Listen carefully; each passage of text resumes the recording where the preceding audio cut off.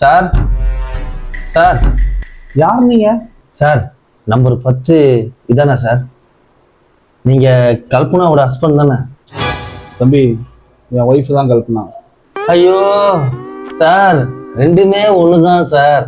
நான் எதுக்கு வந்திருக்கேன்னு கொஞ்சம் கேளுங்க சார். சரி சொல்லுப்பா, கேட்குறேன். அதாவது சார், வீட்டில் மாவு இல்லைன்னு அம்மா சொல்ல, சரி மாவு வாங்குவோமேன்னு கடைக்கு போனேன் சார்.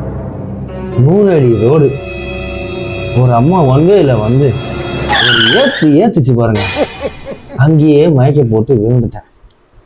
கண்ணை முழிச்சு பார்த்தேன் சார். மாவு வாங்கலான்னு போனேன், என்ன மாவு கட்டு போறதுட்டாங்க சார். அச்சோ, ரொம்ப பாவமா இருக்கேப்பா. ஆமா, இந்த கதையை ஏன் என்கிட்ட வந்து சொல்றேன்? சார், ஒன்வேல வந்து என்னை அடிச்சு தூக்குண்டே உங்க முன்னாடி தான் சார். தம்பி, என்னப்பா சொல்றேன்? சாரிப்பா, ஏதோ தெரியாம நடந்துச்சு. சார், இந்த அனுதாபம் அக்கறைலாம் எனக்கு வேணாம் சார். ஹாஸ்பிட்டல் பில்லு 20,000 ரூபாய் கிட்ட வந்துச்சு. அமௌண்ட்டை மட்டும் கொடுத்தீங்கன்னா நான் வாங்கிட்டு போயிட்டே இருப்பேன் சார். நீ சொல்றதெல்லாம் புரியுது தம்பி எனக்கு.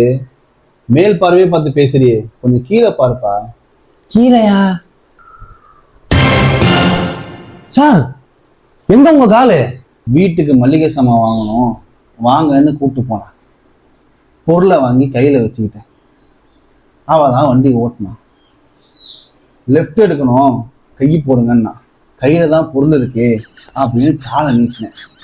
லெஃப்ட் எடுக்காம ரைட் எடுத்துட்டாப்பா. லாரி அடிச்சு போயிடுச்சு.